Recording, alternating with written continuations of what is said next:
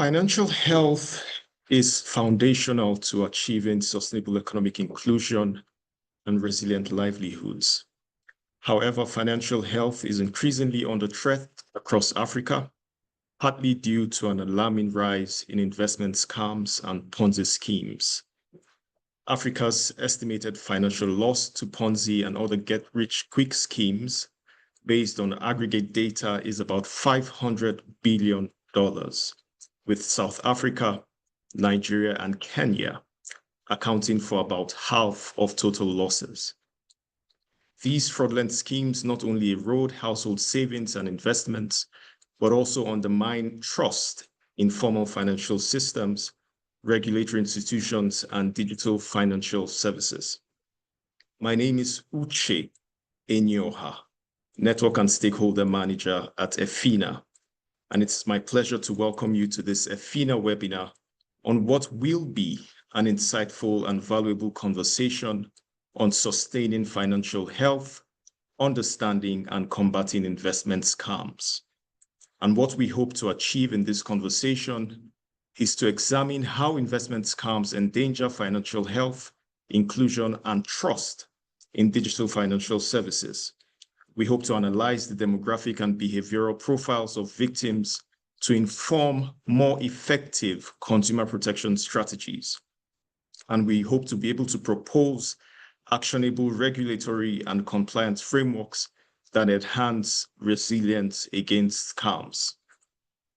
Before we go further, just a few housekeeping notes to keep in mind. You can share your thoughts, comments, and insights as the conversation progresses using the chat box on your screen. For questions, please share them in the Q&A box, and we will attend to them at the appropriate time. Of course, we invite you to stay connected through the conversation, and so if at any time during the call you drop off, please reconnect using the link that was sent to you via email. And do join the conversation online using our hashtag, the EFINA webinar series. And don't forget, of course, to tag us on all social media platforms with our handle at EFINA_Nigeria. That is at EFINA_Nigeria. And now to introduce our moderator for the day. He is an experienced financial inclusion, gender specialist, and business development executive with over 23 years within the digital financial services ecosystem. He has led focused teams within the digital value exchange and gender-focused sectors at key regional financial institutions, such as the global technology firm Visa, and more recently at Women's World Banking, where he led business development in Africa during the period of 2019 to 2024. He currently leads the Gender Center of Excellence at EFINA with a focus on driving ecosystem collaboration towards advancing gender-based sustainable financial inclusion and economic empowerment across Nigeria. I am pleased to now invite to the screen Emezino Afiegbe to take the conversation forward. Zino, you're welcome, and over to you. Thank you very much, Uche, for the introduction. And once again, to our esteemed panelists and guests, you're welcome to the EFINA webinar series. Of course, EFINA is enhancing financial inclusion and advancement. And we remain focused on ensuring that every single Nigerian has access to formal financial services and uses formal financial services in line with their respective use cases for the betterment of their households and the overall progress of the country and growth.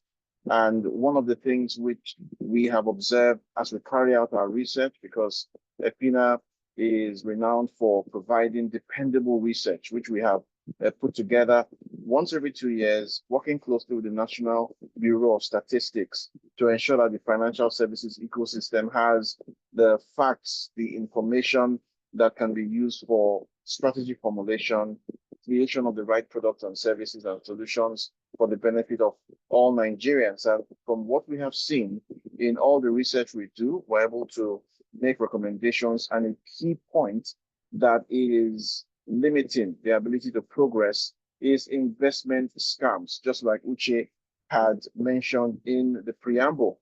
So we're going to have a very insightful, beneficial, and progressive, inspiring conversation today because I have here on the panel for today's webinar experts, seasoned professionals, and practitioners who are going to bring to us not just the domestic view, but also the regional view.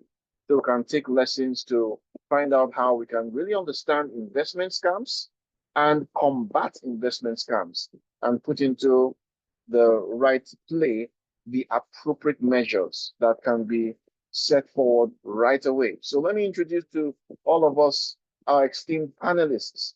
And I'd like to begin with the first panelist in our Sustaining Financial Health, Understanding and Combating Investment Scams webinar. And that is in the person of Mrs. Tokwe Onwuyonoko. Tokwe Onwuyonoko is the Assistant Director and Divisional Head of the Enforcement Division at the Security and Exchange Commission, SEC, in Nigeria. There, she leads strategic enforcement actions to uphold market integrity and protect investors. Someone who is very appropriate for today's conversation. She has over 15 years of regulatory experience, and she has overseen investigations, driven policy reforms, and championed initiatives to combat financial crimes, including Ponzi schemes and unregistered investment schemes. She is a respected voice in capital market regulation, and she regularly contributes to national and regional forums on enforcement strategy, market conduct, and compliance. Temitope holds an LLB and a master's degree in public administration, and she has completed advanced training in securities regulation and enforcement. Please join me in welcoming Tokwe Onwuyonoko as one of our esteemed panelists. You are welcome. Thank you Now very let much. us. Great. We're so glad to have you. We'll now move on to the next panelist we have, Sarah Corley.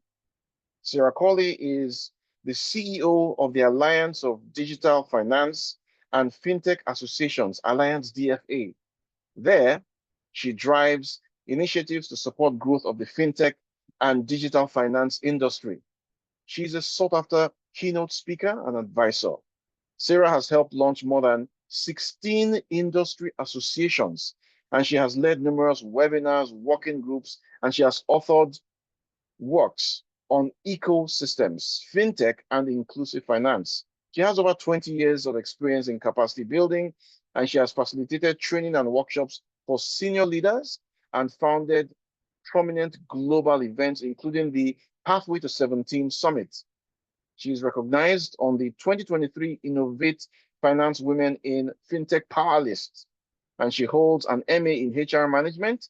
She is also a certified digital finance practitioner. Sarah, you're welcome to the panel today. Thank you very much for having me. I'm delighted to be here. Great, you're most welcome. And we'll move on to our third panelist, another seasoned practitioner, otherwise known as the consumer mama, a very consumer-centric individual that is in the person of Mrs. Shola Salako Ajulo.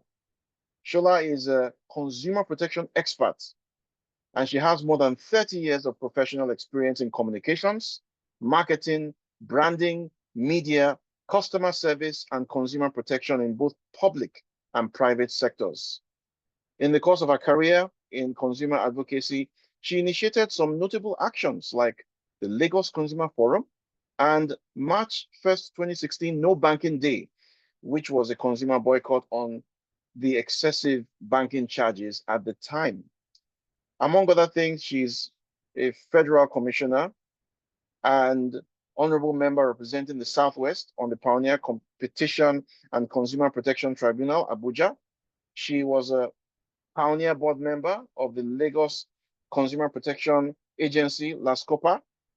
Also a former member of Council Standards Organization of Nigeria, SON, and former commissioner of the Lagos State Law Reform Commission. She's an alumnus of University of Lagos and has multiple certificates in branding, media, consumer protection, what we're focusing on today, law and policy from various global organizations, including the Lagos Business School, Trading Standards Institute in the UK, and Tulane University Public Law Institute in New Orleans, Louisiana. She's a certified mediator and arbitrator in the state of Texas, USA, and a member of the Advertising Regulatory Council of Nigeria, ARCON, and a patron and fellow of the West Africa Association of Customer Service Professionals. Mrs. Shola, you're welcome to the panel. Your mic seems to be muted. Thank you very much for having me. Great. We're very glad that we have you on the panel along with our other two expert panelists. And as we go through our conversation today, having met the panelists, we'd also like to hear from you, our dear delegates and participants in this webinar, because we're going to have a context of how you have been affected by investment scams. So our conversation will segment into three components. The first component, we're going to essentially unpack investment scams, go a bit beyond what we've heard in the news. And the second component of our conversation, we're going to look at the impact. We'll look at the segments affected and just give us some more insights and enlightenment into that. And lastly, very importantly, which we want to take away from here after the conversation is we're going to look at the third aspect, which is combating investment scams. What are the practical things that can be done by the regulators, by the financial service providers, and by stakeholders, the different segments who are bombarded with all these opportunities in quotes so that we can protect our precious resources. Now, before we go into the first component of our conversation, which is unpacking investment scams, we're going to present to you a number of polls. Let's hear from you. So please, once the poll comes on screen, you would have a set of options to select from. Please quickly make your selection within a minute, 60 seconds, and then we'll see what the results are telling us about your context. So the first question we are going to want to get your responses to is, imagine this scenario. You are promised a 35% monthly return with zero risk. What is your reaction? And here are the four options you have to select from. First reaction, run. Sounds too good to be true. Second, ask for more information. Third, research into authenticity. And fourth, tempting. Where do I sign up? So let us have your selection. We'll give you 60 seconds and counting down now.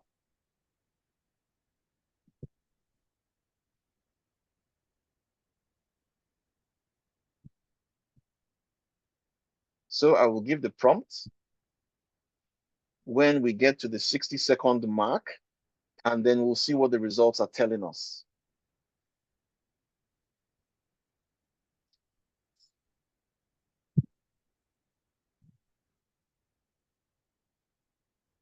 Okay, we have about 20 seconds to go.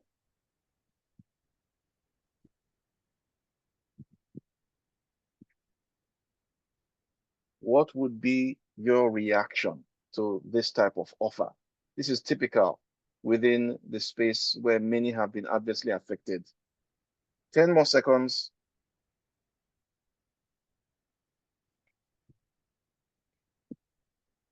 Okay, we are at time. Can we please see the results? How would we respond to this kind of offer? Can we have the results shown on screen? Very interesting. So the majority would research into authenticity of the offer. That is interesting. 45% would research. And then this is closely followed by 30% who will run. Okay. That is encouraging. And then you have the balance of our population saying that's 25%, that they will ask for more information. Very interesting. And nobody on the call is saying that they would be tempted to sign up. That is also very interesting. Okay, well, let us now transit to the next poll. So we can close this and then look at the general terrain in Africa. You know, just like Uche has said in the introduction, there has been a large amount of investment scams that have adversely affected citizens in Africa, over 500 billion within the period of 2000 to 2023, but largely in South Africa, Nigeria, and Kenya. So let us see the next poll. And the question for the next poll is, which of these do you think is most responsible for the rise in investment scams in Africa? Which of these 5 options? And here they are. The first one, weak regulatory enforcement. Second, low financial literacy. Third, poverty and desperation. Fourth, gaps in consumer protection laws. And the last option, social media and digital misinformation. So please make your selection. 60 seconds starts now.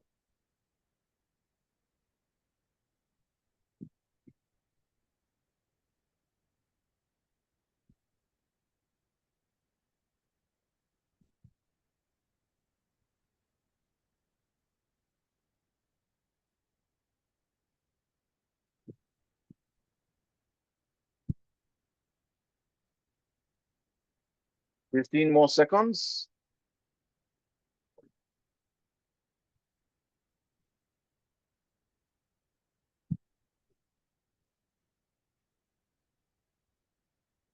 All right, let us see the results.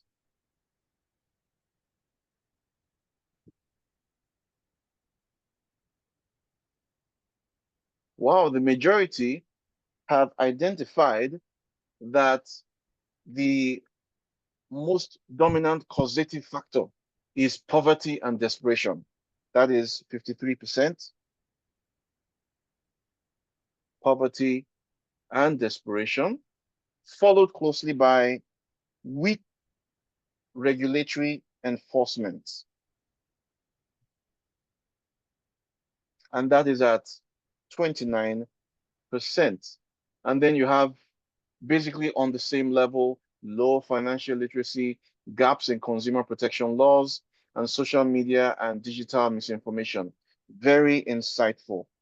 So looking at these 2 responses, our first set of polls, as we consider the first component of our conversation, which is unpacking investment scams, we'd want to start with Sarah Corley. One thing which we've noticed basically is that there are high levels of education and urban exposure. What we found from the data is that 90% of Ponzi scheme victims in Nigeria, at least they have secondary and tertiary education. So they're not illiterate. So there is this thing about behavioral vulnerability that is often underestimated when you're looking at investment scam dynamics. From your regional perspective, what behavioral and psychological factors drive people to fall for high yield scams despite awareness campaigns and educational attainment? Thank you. A good question to start. And, as we reflect on poll 2, I happen to agree with the audience a lot there, that actually one of those driving factors very much is poverty and desperation. It is very hard for, the average Nigerian, but not just Nigerian, I think, the average African to be able to cover the costs of just living, just surviving, not thriving, just, being able to pay to have a roof over your head and, be able to eat. And so any opportunities that come their way that are, able to increase the little that they have, definitely will be appealing.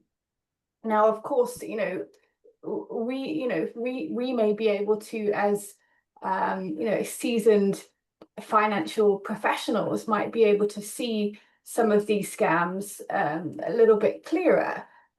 But actually, if you are pushed in a really tight situation, sometimes your ability to process what is the rational choice to take can be affected by very much that sort of feeling of desperation and poverty.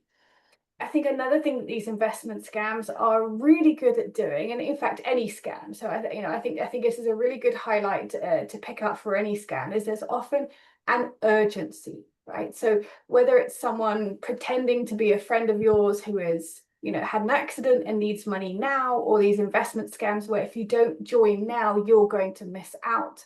There's a sense of urgency in needing to respond, and also fear of either you or someone else missing out on something that was really important. So I think there's a lot of psychology there, and it could be a point to try and help people figure out that, if I'm being pressured to make a very timely, quick decision, then that's actually a red flag for me to maybe take a step back and rethink through that.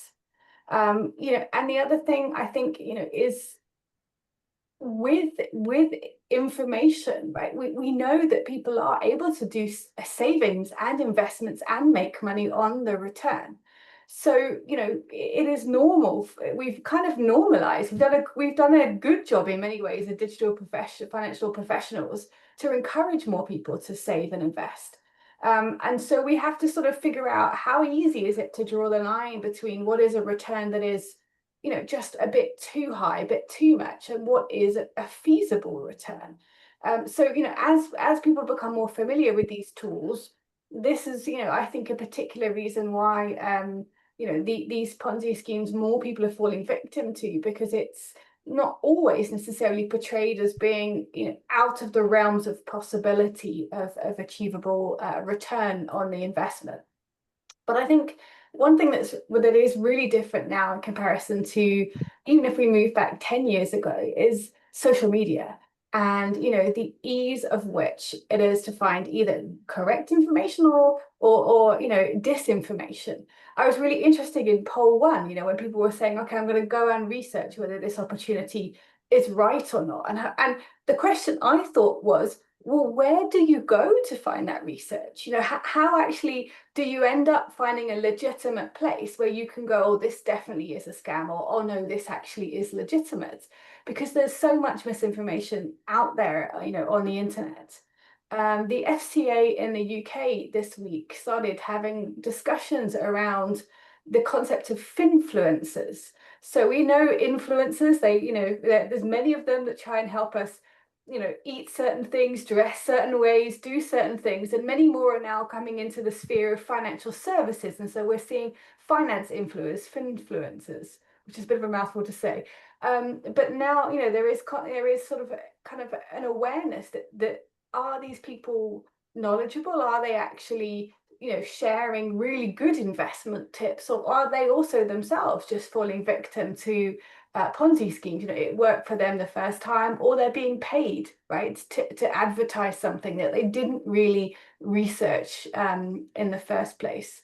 So I think, there are many things, out there that are happening, and often, it can come from people. These recommendations to invest can come from people, and so your guard is dropped. If it's your friend, if it's your brother, your sister, your cousin, your guard changes depending on that. So I think there's a lot of behavioral and I think the behavioral and the psychology that's being used in these scams are actually one of the reasons why it's so difficult to manage them. There is not one single answer that will enable all of these things to stop it. And I think someone else commented in the chat, they wanted to pick more than one answer to poll 2, and because I think actually it is a multifaceted issue and problem, and these scammers are using all the pulls and buttons they can to push you and drive you into making, unfortunately, poor choices. Well, thank you so much, Sarah. And indeed, I love what you said about not one single answer.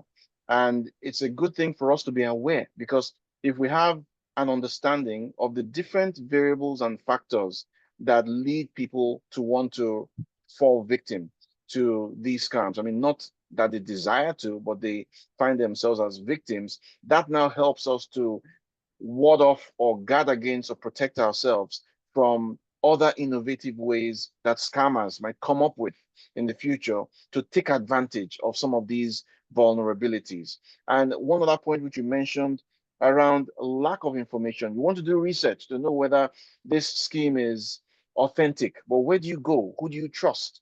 Who is being paid to tell you what? So, and that of course leads us to want to pay attention to data. And I'd like to turn to Shola right now regarding data, because the data-driven understanding of victims has the potential to shift the paradigm when it comes to design of interventions that will protect the populace from being victims. So the question for you as we continue to unpack investment scams is, what does recent data tell us about the social demographic and economic profiles of scam victims in Nigeria? Thank you very much. That's a very interesting question, especially because it flies in the face of the traditional profiling that we have always worked with when it comes to financial literacy and people who are susceptible to being taken by scams. Previously, we always thought that low education was a key factor. Interestingly and incidentally, in the recent scams that has become like an epidemic right now, we find that it's predominantly educated people, predominantly urban people, people who live in cities where you expect enlightenment, you expect exposure, and all of that. It's predominantly educated and economically active people who are falling victim to these investment scams. From the data, another shift, women have always been considered to be the most vulnerable in this sector, but the data is shifting. We have about 62% male of victims. And of that, about 35% who are formally employed. So people who actually have employment, who have a means of income. 35% of them are falling for these scams. And even business owners, entrepreneurs, over 44% of them. So the data is shifting. It's starting to help us see that maybe we need to change our conversation. We need to change our interventions, because before we would have focused more on the low income, uneducated, and quote unquote. This data before shows us that these are people that we expect to have the expertise or understanding or exposure to be able to discern and prevent themselves, and they are the ones who are falling victim. It's also interesting to find that in Nigeria, we have about 64% of victims are from the southern part of Nigeria. 64%, that's pretty high.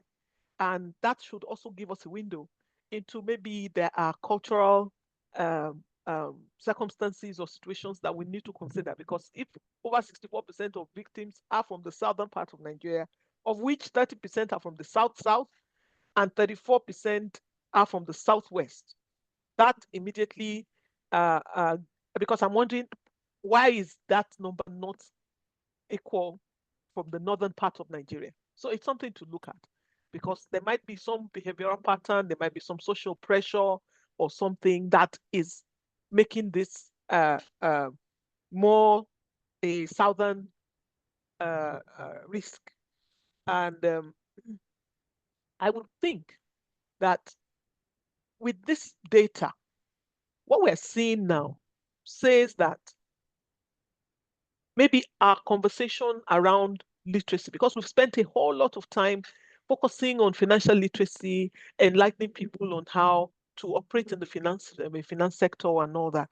But we haven't done much in terms of risk literacy.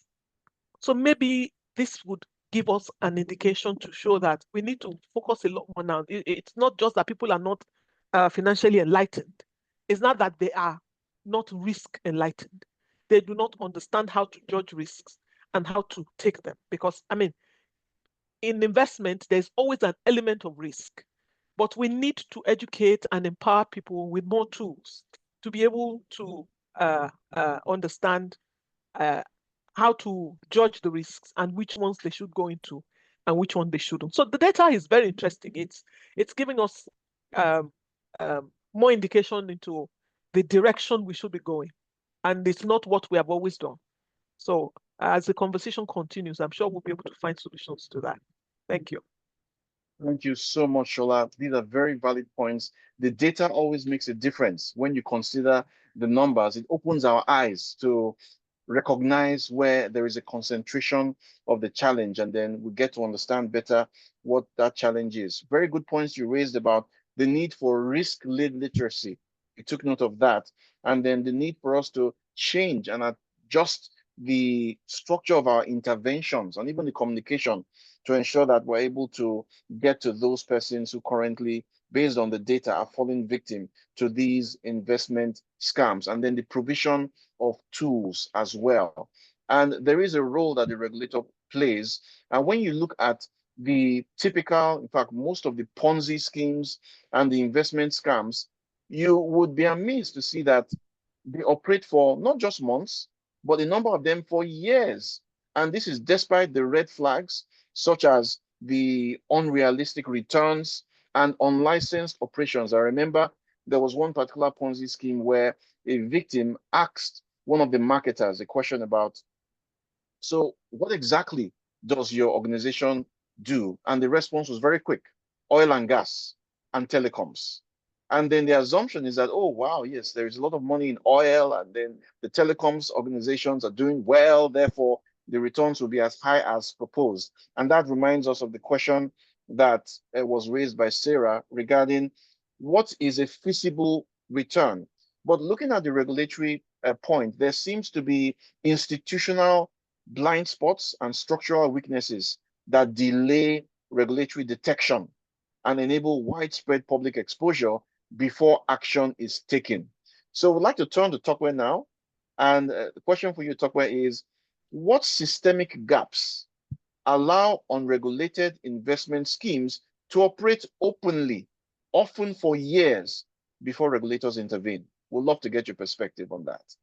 Thank you so much, moderator. That's a good question, because this is something that we're seeing in Nigeria within our financial landscape. We notice that, yes, indeed, these unregulated and unregistered fraudulent schemes tend to persist for a while before regulators come onto them. And we think that part of the reason why that is because, as has been said earlier, and as research has revealed, according to Mrs. Ajolo, we find that some of the people involved in these scams are not necessarily ignorant. They are just taking certain risky behaviors, thinking that they can beat the system and get out as quickly as possible. As a result of that, you find that information does not get to the regulator on time, because someone who is getting returns is not willing to report anything. They think everything is cool and dandy, even though they know that it is likely that these fraudulent schemes may fail soon, but they think they can beat the system and get out before they fail. So this particular, the trend is that the participants are not completely ignorant, and they allow the investment to move on. Be that as it may, there is a part for regulators to play. And most times we find out that, the regulators are not yet able to scale up their use of maybe data analytics and real-time monitoring tools to track, such suspicious investments, because we know that right about now, most of those schemes thrive and they are spread around social media and the messaging platforms. So in order for us to, to follow up effectively after them, we would need to use proactive tech-enabled surveillance framework, or tools to go after them so that we can have early detection. So, and beyond that also, I think because there is no one single establishment or agency that can effectively catch the perpetrators all by themselves. So there is a place for the agencies to work together. So somebody who is strong in one thing work with the other person, so that law enforcement and other agencies that are able to get information work together. And that way we can detect earlier and faster than even the investors that think that they want to take advantage of the system and have, a quick one, enter and leave quickly. So because agencies are not able to scale up their detection, that is one area where there are gaps that we have seen. Also, the issue of the bottlenecks that we see in around prosecution. So you know that, especially if the prosecution we're talking about here is criminal prosecution, which is what we go after when we identify fraudulent investment schemes, because our law says that when something is fraudulent, you go in and seal it up and then hand over to law enforcement agencies, and they now take on prosecution. That's the law that we had before the 2025. So by the time you are going through all of these processes, when the matters go to court, and because it's criminal, it's going to criminal courts, and we know how the system tends to lag in Nigeria. So sometimes when we have those protracted period of prosecution, it also allows for the people to perhaps walk freely and maybe jump onto something else. So there is a gap somewhere around there. And of course, also, as has been mentioned, the issue of people not knowing where to go to when they find or detect something, when they want to report something. And that's why the SEC is excited about such opportunities as this webinar, because we're able to now bring the information to more people than we have been able to before now. So, and then we're able to tell people, listen, if you approach the commission in whichever way, however, whether through the email accesses or through our social media handles or through phone calls or even working, you are able to get answers if you want to verify whether someone is registered with the commission to carry on any kind of investment activities, because we do know that in Nigeria, the commission is the apex regulator of the capital market and investment business in Nigeria. So if you want to find out that someone is registered or someone is oversighting somebody, especially in the area of investment, you need to approach the commission and find that out. So this is an opportunity for us to continue to reinforce that conversation. We've had that conversation roundabout. We've tried to take it out to schools, to people, to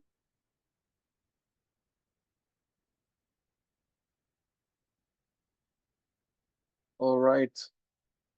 I believe we have a slight technical glitch on Mrs. Onwuyonoko's side. We are certain she'll be back to join us, but we've of course been getting the point that she's been sharing. And so far, she has shared a very vital point about the need to continue, All right. Thanks so much, Sokwe. We lost you for a few seconds, but the points you had shared so far were very valid. And I was trying to emphasize one of them about the need for agencies to work together. And also the other point you mentioned about people knowing where to report. They could always come to the SEC, and that the SEC is currently ramping up awareness creation. And we saw this a few days ago in the national news networks, where we're informed about the meme coin. It was actually on the news that people should be alert and they should watch their resources. They should stay clear of, beware of, and be aware of what these new schemes are coming up with. So thank you so much for sharing that. Now it's time for us to go to the second component, which is about impact of investment scams. And we're going to go through this pretty swiftly. But first of all, we'd like to get feedback from you. So let us have the next poll so that we can have further responses from our attendees at the event. So that poll is asking us the question: have you or someone you know ever fallen victim to an investment scam? We have 4 options on screen. Yes, I have. Second one, yes, someone I know has. Third one, no, I haven't. And the fourth, I haven't, but I know someone who has. So this time we're going to do this in 30 seconds, starting now.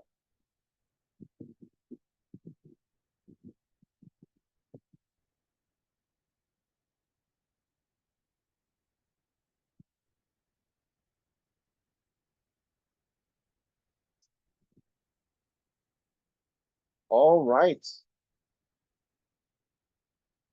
So we can close the poll and let us see the results. So the majority have fallen victim. 52% of those of us on the call have fallen victim to these schemes, investment scams, and then followed closely, or not too closely, by our knowing others who have. Interesting. Let's go to the next poll now. And for the next poll, we have the question, which group do you think is most vulnerable to investment scams? Can we see the next poll, please, so that we can see the 5 options that we'll need to select from?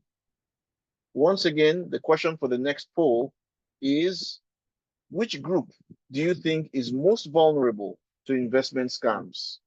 The first of the 5 options is young urban professionals. Secondly, retirees and pensioners. Third, small business owners. Fourth, informal sector workers. And the 5th category, people in rural areas. We'd love to see a response. 30 seconds starting now.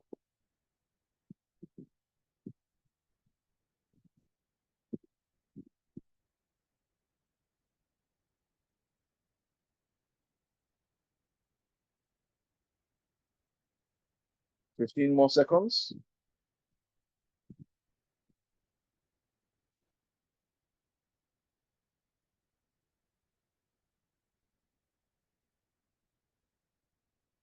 Please show the results.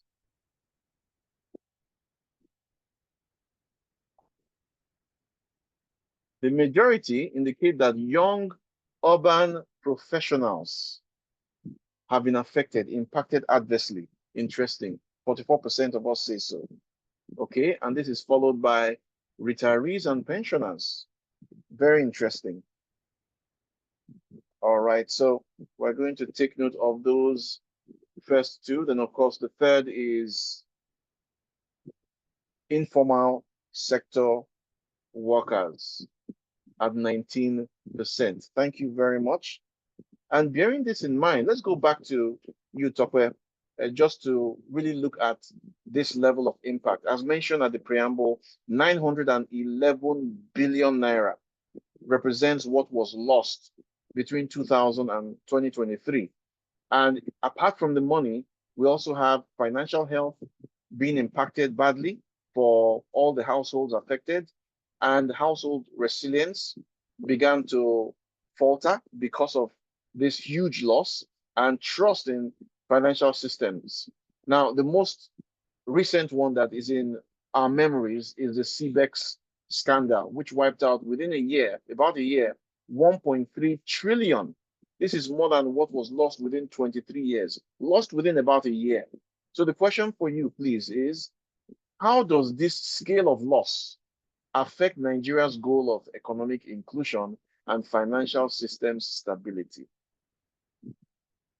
Thank you very much, moderator. The losses they are not just individual tragedies, but they represent a systemic shock with far-reaching consequences for Nigeria's financial inclusion agenda and our stability. And I'll break this down in this way. You know, when investors, many of them ordinary and honest working Nigerians, lose substantial sums to fraudulent schemes, trust in the investment landscape erodes across board, so that legitimate capital market products begin to be viewed with suspicion, particularly when the distinction between licensed and unlicensed operators are poorly understood. You know, so that withdrawal of trust discourages participation in the market and it shrinks the investor base, which we need to have a vibrant capital market. And when we have these kind of repeated scams, it pushes people back into the informal finance, such like a SUSU, community lending. People are just, that investor apathy becomes higher, so that there is increased exclusion instead of the inclusion that we're running after, that we're hoping to achieve.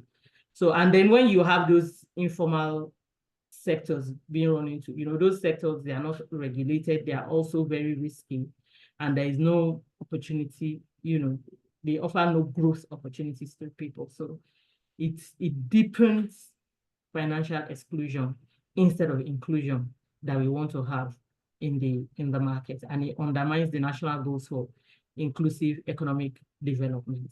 Then in the same vein, we find that even digital financial adoption is delayed because people are afraid. They're afraid because, like, for example, the CBEX, it's run along and on top of digital, platforms. And so people they become hesitant to adopt fintech apps and, things around, digital finance. And then not only that, the loss also undermines the credibility of regulators and confidence in enforcement mechanism. And we see that because whenever anything happens, everybody calls the regulators. So the losses spotlights perceived, and sometimes actual lapses in regulatory oversight. So when a fraudulent scheme is running for a while and then it collapses publicly, the public will blame the regulators, whether fairly or unfairly. And what that does is to erode public confidence in the institutions that are meant to be safeguards in that arena, so that people don't want to be involved. So it's significantly harder to enforce future reforms or introduce new financial products. And then finally, I think it also shows, it sends a negative signal internationally. We're all clamoring for foreign investments to come into Nigeria, but when the landscape looks volatile, the people are reluctant to come in there. So I think that it doesn't portend good for financial inclusion agenda of the nation in any way when these kind of things happen frequently within anybody's financial landscape. Thank you very much. We agree with you completely, both on the supply side and on the demand side. There are negative impacts. Now let's look at the segments and the gender perspectives. We know that women, men, youths, and business owners are affected by investment scams to varying degrees. So I'd like to turn to Sarah and ask this question. How do investment scams disproportionately affect men, women, youth, and business owners who are already vulnerable when it comes to access to formal financial services? I think we had an example of really, of how it's the vulnerability and the distrust that it can create in financial services, which then hinders everybody being able to thinking about accessing digital financial services, the good ones, the good providers, and that distrust really stops the digital financial services industry from being able to design and get the usage of the products and services that it knows its consumers would benefit from. But the lack of trust means that consumers are not adopting those. So it sort of delays the progress of the digital financial services industry and delays that financial inclusion, and greater financial health for individuals that we see. And if we sort of start to think about, what does that loss, what impact does it have? If you think about an individual, it's the loss of savings, hard-earned savings that they may have. Maybe it's for a rainy day, maybe it's for retirement, maybe it's for, child's education, that suddenly can completely disappear overnight. Worst case scenario, I've heard of people losing their homes, becoming homeless, having to move in with friends, family, relatives, because of, you know, that financial shock and loss. And there's a huge social stigma attached to that. You know, one of the reasons I think that many of these scams continue for so long is that people are not wanting to admit they've fallen victim to a scam and tell others and warn others because of that social stigma that is attached to that. So, you know, these people, these individuals have suddenly lost their ability to their own financial health. But I think it's also important to think about they can now no longer, you know, buy additional products and services. You know, maybe they were selling, you know, saving for a car, maybe they were saving for a fridge freezer. You know, they can no longer make those purchases, which then have an impact on the economy of the country as a whole, if that's happening to many people on the kind of scale that we are hearing and seeing about. And they also can't invest, which affects the ability of the capital market to then, you know, be able to grow. And then if we look at that problem from an MSME perspective, you know, actually then it's, you know, their ability to afford stock, their ability to scale, you know, their business and to be able to provide services, you know, it basically gets set back. So it affects their ability to, you know, act in the market. And then that also, you know, imagine it's your, you know, your normal service provider of something that's struggling financially, you'll go seek that elsewhere. So it can really impact the growth of those businesses, you know. And when it's sort of, you know, really, I think ultimately it slows down, you know, so it slows down individual business growth. It slows down individuals' ability to grow, you know, their own financial environment. It slows down, you know, the growth of so many MSMEs. It slows down the capital markets. It slows down, you know, the ability of fintechs even. You know, fintechs need consumers. If people are frightened to use these products and services, the ability of, you know, the growth of that slows down. So, you know, I think we need to remember it's two things. It's the individual victim that suffers the loss of their money, but then also their ability to then participate and drive, you know, an economy of the country then begets, you know, gets targeted and affected by that. And the loss of trust, you know, and the real, you know, potential loss of social standing that they have within their community, you know, as well. And what's worse, imagine if, you know, this Ponzi scheme, the first time you invested, you got money back and you thought this was amazing. And then you invested again and you encouraged all of your friends to invest and none of you got money back. You lost all of your money. Suddenly that problem is magnified hugely because you recommended your friends, your family invest in this scheme. And then there's the pressure and the guilt and the challenges around the emotions. So I think there's there's an individual kind of financial component, but ultimately on the scale this is happening, you know, we're talking about $500 billion on the continent of Africa.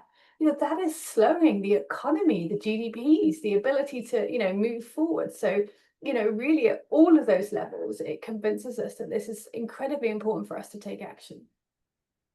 Thank you so much, Sarah. And I love the way you compressed those key impact points. So, of course, there is individual victims.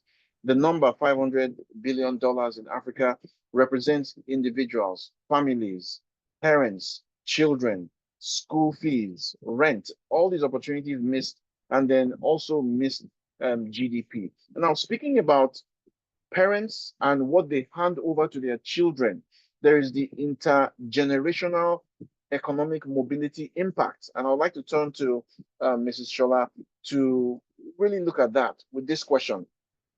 How do investment scams disrupt intergenerational economic mobility and deepen household economic fragility? So I'd like to hear from you on that.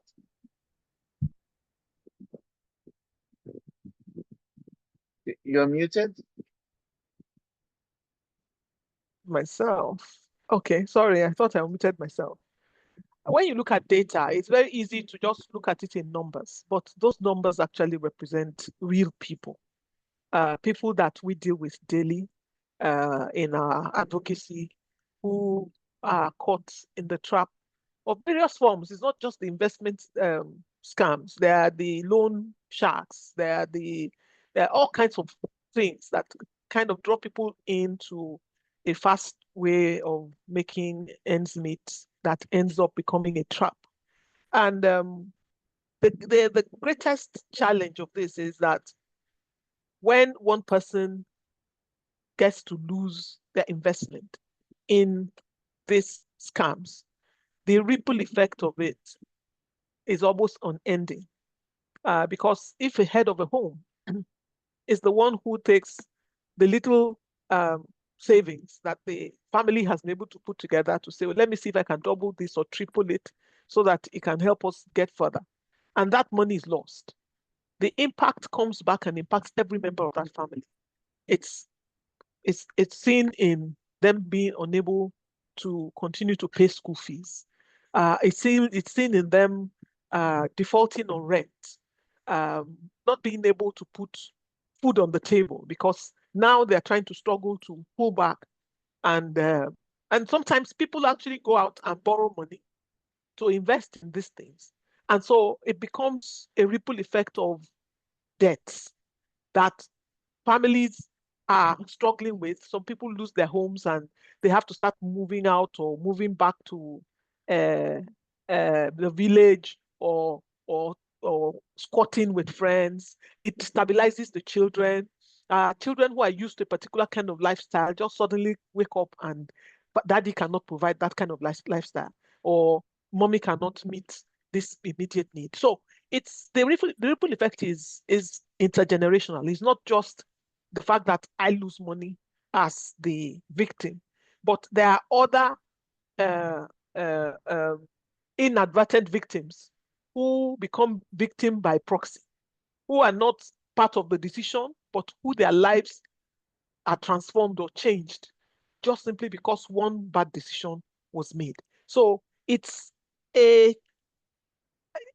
socially, the social impact of these losses goes beyond just the GDP, the deficit, and all of those things. It also impacts the socio-economic, socio-cultural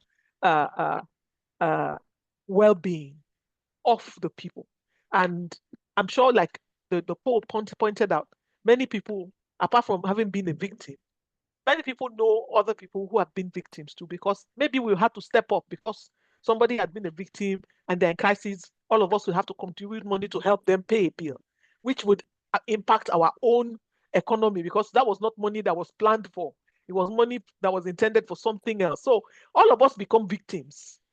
I mean, whether we are part of the decision or we are not, but because we are socially interconnected, we end up becoming victims ourselves. And the issue around the crisis it creates in families, that's a separate, sometimes the father or the mother takes money that is supposed to belong to the family and goes to do this investment quietly or secretly, hoping that I will come back and surprise my spouse. And the investment goes bust. And then it becomes a crisis. And so there are a whole lot of people who bear the brunt of these scams that we should not just be looking at the money deficit alone. What is the impact on the society so that we can, it gives it more perspective to help people understand that this decision you're about to take is not just you who is going to either benefit or suffer. You have to take that into consideration. Thank you so much. And in fact, that expression you used about the husband in most cases embarking quietly in the investment with the intent to surprise the spouse. I know a family where he did indeed surprise the spouse in a negative way, and that almost led to the dissolution of the marriage because it was money for rent that was invested in one of these schemes. So we've actually talked a lot about the impact of investment scams, but here is the very interesting part, which is how do we combat these investment scams? We now have our last poll for today, and this last poll would love it to be put on screen. The question we would love to get your responses to for this last poll before we get into combating investment scams is, what do you believe is the most urgent solution in combating investment scams? 4 responses to select from. Number 1, stronger regulations. 2, digital financial literacy campaigns. The third, public reporting and whistleblower platforms. And the fourth, stronger consumer protection policies. We'd love to hear responses. We have 30 seconds to select.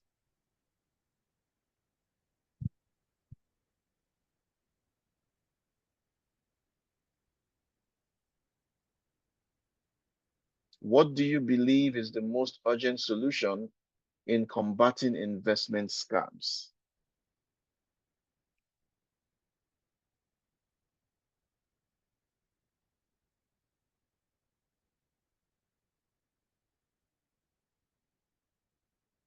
Ten more seconds.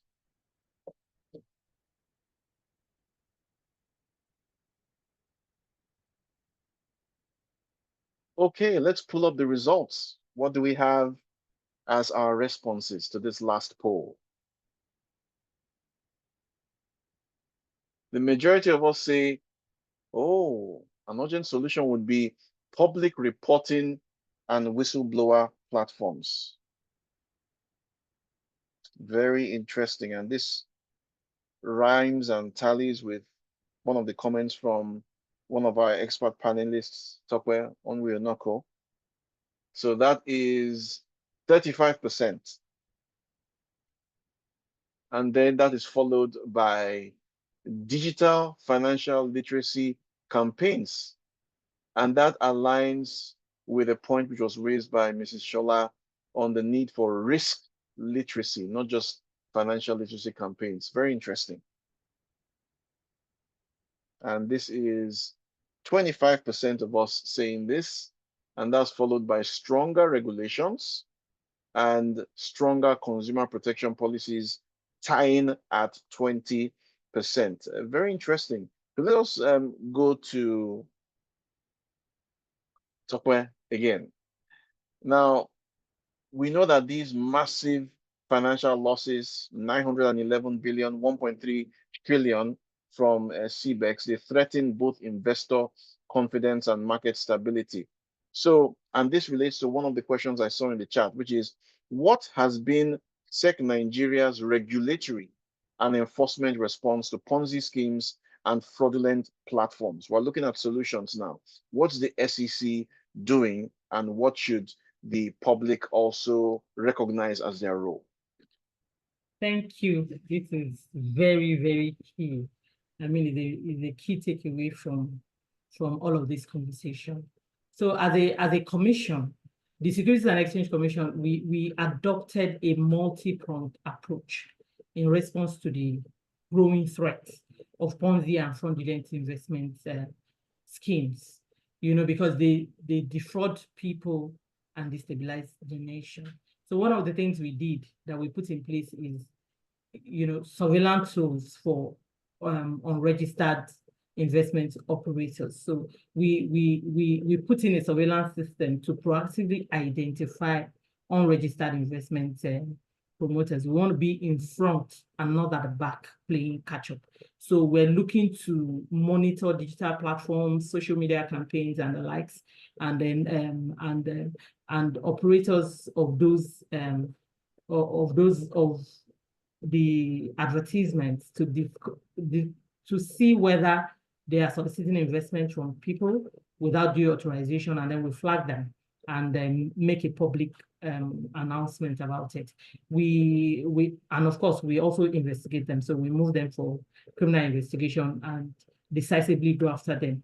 More so, if you watch the Commission's website lately and our social media handles, you will see that we've had a lot more advertorials and notices to the public, you know, trying to tell the public, you know, what we have observed, the people that we have flagged, you know. And I want to say that investor education remains central to the Commission's strategy, particularly in the issuance of, you know, maybe press statements, naming known Ponzi operators.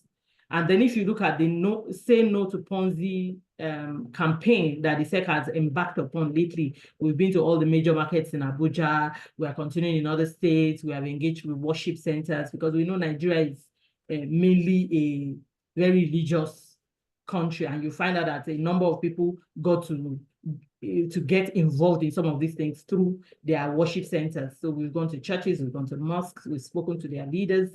We want them to put the information out there. We've spoken at schools at every level, whether primary, secondary, university, NYSC camps. We're just driving the awareness campaign so that we can correct misinformation and encourage people to verify investments before committing their funds to it. Like someone asked on the chat box, and I've responded with the sites that you need to go to find out whether somebody is registered or not. We are also being strategic about our enforcement action, so that we collaborate with other enforcement agencies, you know, to prosecute offenders on time. We are engaging with judges. We want to put the information. We want people to be as aware as possible as to what the law allows and how we can combat the menace. We as it is now with the new ISA 2025, it provides clearly for a jail time of 10 years for anyone who promotes and is convicted of promoting Ponzi schemes, and a 20 million naira fine for promoters as well, because we want people to know that there is no win-win. Even if we don't catch you while you're at it, when we catch you, you pay the price. Then we also recognize the role that digital platforms play in enabling the fraud. So the Commission has an RI and an RI program, because somebody would say, oh, you want to deepen the market, but what are the products that you put out there that makes it easy for people to invest? So we're looking at the fintech firms, we're looking at digital assets, and we released rules to that effect to make sure that we are setting standards for transparency and disclosure and investor protection while we are not undermining innovation. And also we are fostering a robust culture of compliance within the Nigerian capital market. You know, we are sustaining our engagement with market associations. We're implementing stricter onboarding standards for operators, and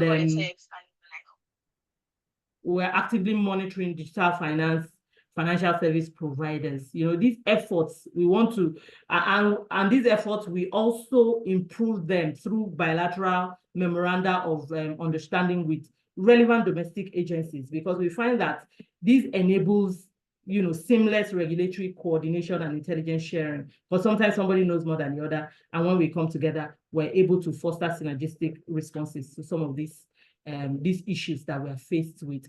We also continue to leverage international partnership with those people that we have understanding with, so that we can deal with cross-border issues, and we have assistance in investigations when there are foreign actors involved. So we think that this multifaceted approach, you know, helps to demonstrate, you know, that partnership and regulatory alignment can strengthen investor protection and then help us fight, you know, this scourge in the nation.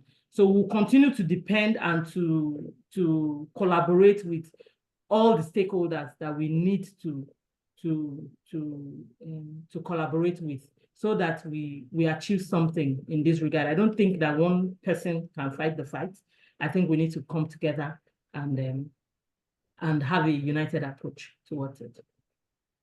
Thank you so much, Dr. A multifaceted approach indeed, with collaboration, partnerships among stakeholders would definitely lead to the kind of impactful results, beneficial results for the citizenry. We appreciate that. And of course, thank you for putting up on the chat the website that all our stakeholders who are on the call today can go to mention any institution or any entity that is promoting any of these Ponzi schemes. And of course, we know that individuals might want to be anonymous when they are whistleblowers. So we are very, very sure that the Commission has taken this into consideration. So all your measures that you put in place are really, really appreciated. And thanks for putting out the warning, which is 10 years imprisonment plus 20 million naira fine. So a promoter who wants to make the 20 million, imagine losing 20 million and also losing 10 years of one's life because of being a promoter. So these are very fine reminders that could be deterrents for persons who would want to get involved. With regard to the stigma associated with being part of such schemes or having been a victim, that is something which could obstruct recovery and reform. So I'd like to turn to Sarah for this question, and if you could put your response within 2 minutes. The question would be, how can we reframe fraud narratives to enable more systemic and empathetic responses? So would like to hear from you on that, Sarah. Thank you so much. Well, I think for me, one of the key things is to look at the data again, right? And so Emmanuel has shared some of those data, so, that data in the chat. The way in which we need to reframe the narratives is actually thinking about who are the people falling victim.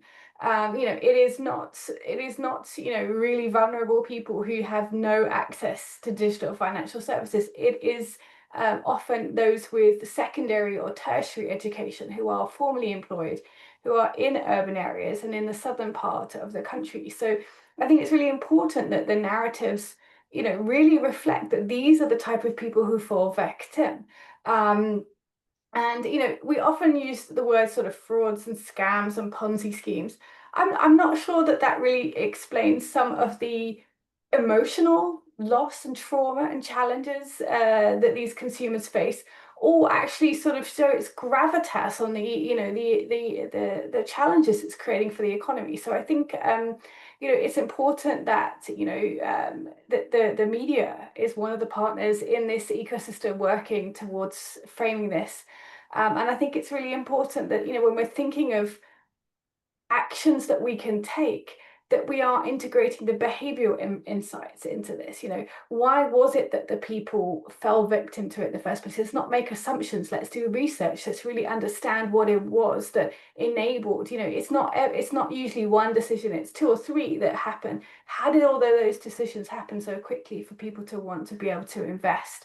And that will help us both reframe how we speak about this, but also how the ecosystem as a whole, whether that's the regulators, whether it's the industry, whether it's industry associations, consumer associations, all work together to tackle this issue.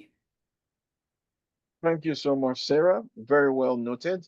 It's important for us to be empathetic in the language that is utilized in describing what had occurred for the benefit of the victim so that they don't fall victim again, because we understand what led to their getting involved. So that's really very informative and beneficial to note. And then, of course, you're mentioning that the media as a partner in the framing would also be very relevant, especially bearing in mind the technologies that make information readily available and the fact that information could be misinformation or disinformation. But if we have the media as partners, recognizing the impact that this has on all of us, those directly involved and those connected to those involved, that of course could put us on the path to avoiding becoming victims, and of course society as a whole benefiting.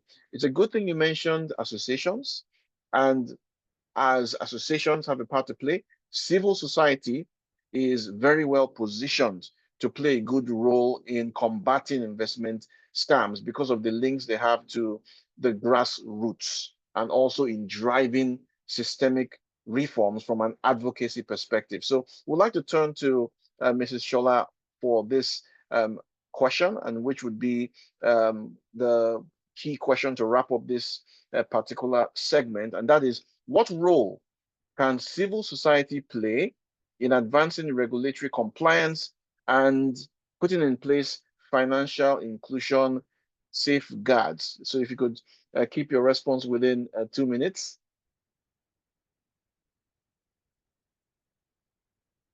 Okay, sorry, you're muted. Sorry. Yes, thank you very much for that.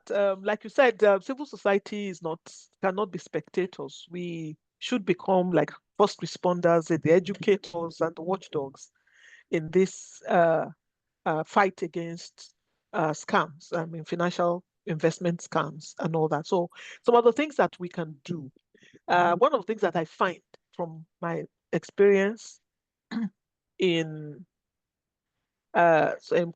consumer protection for the past like 3 decades is that there is a gap And that gap is that consumers are left to their own whim and caprice. There are few preventive structures that we have built within the system. So the only time the consumer gets to have a voice, it's post the scam. It's when they are seeking redress. But consumer protection can be proactive. We can put in structures that would ensure that there are places where consumers can go to check, to confirm if this is accurate or not. And that is a responsibility for both the regulators and civil society. We need to be able to have a centralized, accessible portal, maybe on WhatsApp or Facebook or wherever, where I can send a question to say, I want to this investment, is it okay? And we should have people behind those systems to be able to confirm or at least give you factual information that would help you make a decision. That gap is very big in consumer protection in Nigeria. And so that's one of the areas I think we need to be able to cover. We need to provide that whatever. And then the problem with Nigerian consumers, why they don't trust regulators, is that the process of redress rarely ever yields anything. As long as people can get away with scamming other people and those people never get redress, it will continue to encourage the people who want to scam, and the other guys will continue to fall victim.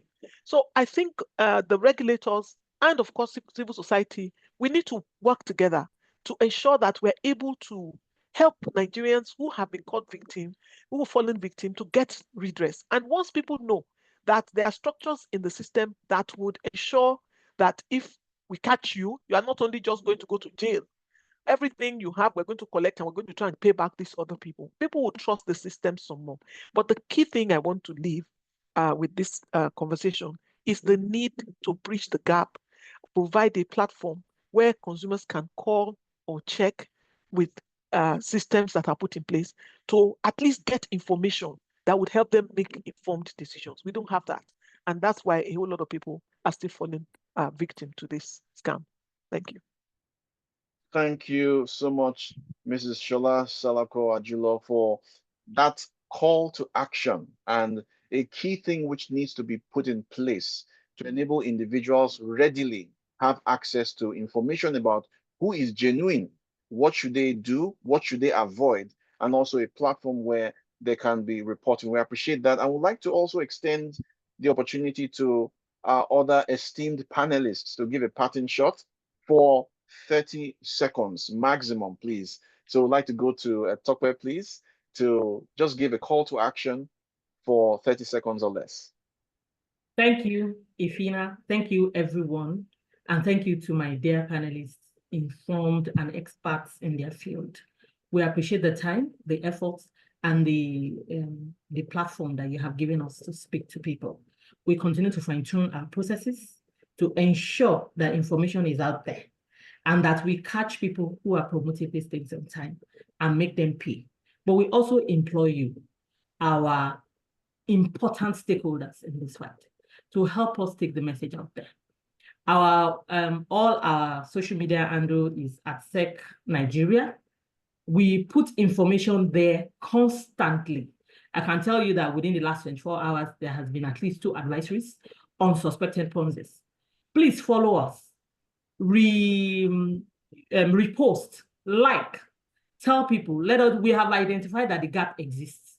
But how do we bridge that gap? It's not that the information is not there, but there is a gap. How do we bridge the gap? It's for all of us to make a lot of noise about it, especially since the social media is leading a lot of information dissemination in this our age and our time. So I'll implore you to join the commission. Let us work together, all of us, to remove this scourge from our nation. And thank you once again for the opportunity to speak. Thank you so much, Tokwe Onrionoko, for those very pertinent words, call to action @SEC Nigeria. Please follow, like, report. And let's move on to Sarah for your call to action, your parting words, 30 seconds or less. Thank you so much. You know, this is everyone's responsibility. All of us have a responsibility for this. As an individual, we have a responsibility to educate ourselves We have a responsibility to report things or draw the attention of things to, you know, regulators and bodies if we think something is suspicious. We have a responsibility to go tell our family and friends what we've learned on this call today or other things that we find, right? So, you know, as individuals, we have our own responsibilities, but, you know, we need to continue this research, knowing who the victims are, help us target, you know, messages, target information, you know, address where the challenge is. So we need research to continue, and IFINA is doing a wonderful job of pulling that together. And it's also really important as the industry, as the regulators, as the, you know, financial service providers, you know, consumer protection associations, we all work together, share information, and, you know, work together to create consistent information that goes to the consumer. Because I think that lack of consistency is one of the things that causes this confusion. Let's behave responsibly as an industry together. Thank you so much, Sarah. Clearly, I can pick out 3 C's from what you had shared in your call to action. Continue. So that's with regard to the research, and then consistency for the benefit of consumers. And when you look at the need to continue carrying out research for us to be up to speed, that will ensure that we are abreast with what the fraudsters and the scammers are involved in, because they are not stopping. They are continuing. They are being innovative. So we should spread the word, and we should also be leveraging research that is current to ensure that we're able to come up with customer-centric interventions that protect consumers. So it's really been a very beneficial over an hour of conversations, getting to learn what the impact is, some key points that we need to bear in mind to protect ourselves. When we started, we heard from one of our esteemed panelists the fact that there is a sense of urgency that the scammers always insert into how they engage with potential victims. We want to avoid being victims by not falling for that approach of readily rushing into investments, which would ultimately lead to ruin. And then looking at the returns, the need for us to do our research. You're told 35%, when the general formal investment space is probably doing 10% or maybe 15%. If it's too good to be true, it probably is. The need for us to pay attention, the need for us to, from the supply side, design interventions that revolve around people, ensure that there is clarity in what is communicated to consumers. Fine print is a standard feature of a lot of documentation and applications for persons who would be customers, but ensure that there is clarity so that there can be increased trust. Risk literacy. It's important to continue the education, like what the SEC is doing and what civil society groups are doing, like the one championed by Mrs. Shola. All those are beneficial in ensuring that there is the awareness, knowing where to report to, going to report to. Look at the chat. You will see the relevant links and the handles that you can follow and you can like in order to ensure you can be a whistleblower and be aware of what's out there so that one is not a victim. You know, those were some very fine points shared. And then the collaboration. When it comes to the regulatory front, with all the agencies, a lot of things being done by the SEC as the foremost regulator within the investment space, but then collaboration with law enforcement and other agencies in the country, that is going to lead to better outcomes, and that's going to lead to a dip. Instead of the spike we've seen from 911 billion lost between 2000 and 2023 to 1.3 trillion lost within a 1-year period to just one scheme. The next time we are talking about this in a year's time, we want to see a significant dip. So we'll say thank you to all our esteemed panelists, Mrs. Tokwe Onwionoko. Thank you so much for bringing us insights from the SEC. And then, of course, Sarah Cooley as well, and Mrs. Shola Salako Ajulo. Thank you for sharing with us your vision, sharing with us the practical things we can do right now and going forward. And we'll definitely be glad to have you on again for us to look at what else we can do to support the citizenry in Nigeria, not to fall victim to investment scams. Thank you so much for being part of the panel today. I'll hand over to Uche to wrap us up. Thank you so much, Zeno, and thank you so much to our esteemed panelists as well. It's good to be back at your faces. Such an insightful and valuable conversation we've had indeed. We've had some comments in the chat box, which I would like to just run through just to, demonstrate some of the insights or show some of the insights that we've gotten from some of our participants today. Jonathan Ikeolumba says that just to add more context, these scams are carried out via technology, platforms, and tools.